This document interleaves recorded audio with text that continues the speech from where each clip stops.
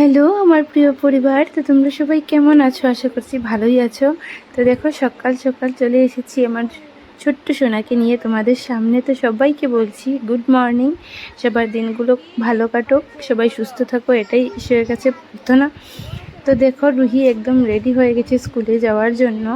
তো ভাতটা খেয়ে তারপর এলো, এসে ওর বোনুকে আদর করছিল দেখতে পারছো। তো ভাবি জানো তো ডেইলি একটু ব্লগ দেবো, কিন্তু হয়ে ওঠে না, কারণ আমি এখন আমার শ্বশুর বাড়িতে আছি যেহেতু।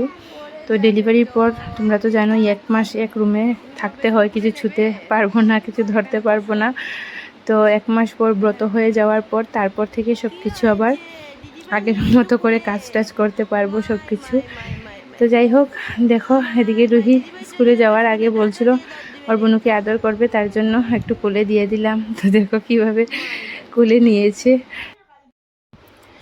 তো রুহিও চলে গেল স্কুলে, আর সবাই যার তার কাজ করছিল, আর আমি ঘরে বসে বসে হচ্ছিলাম বোর। তার জন্য ছোট্ট সোনুগুড়িকে নিয়ে একটু বারান্দায় বেরোলাম, হাঁটাহুটি করছিলাম।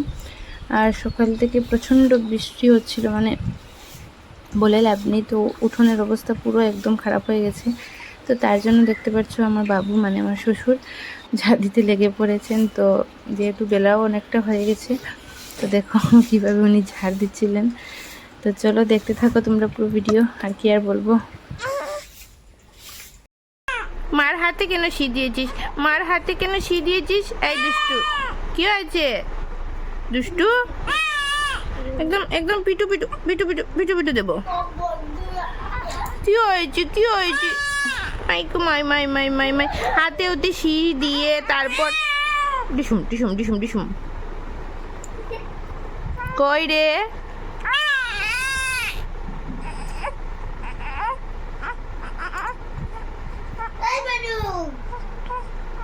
দিদিভাই ডাকছে তো। বনু বনু বনু বনু দুষ্টুমি করছে।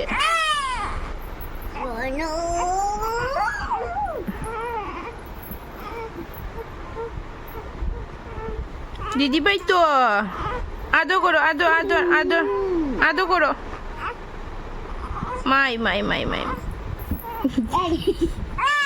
গাল টাল খেয়ে নেবে দিদিভাই, দুষ্টু বুড়ি।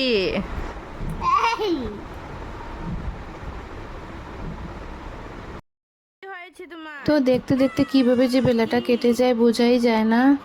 তো যাই হোক, আমার ছোট্ট সোনাবুড়ির স্নানেরও টাইম হয়ে গেছে।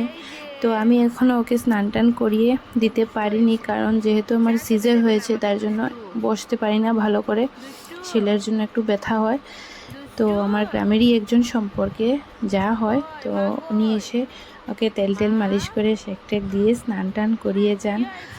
তো 1 মাস পর্যন্ত উনি ওকে তেল টেল দেবেন, স্নান টান করাবেন, তারপর থেকে আমি করব।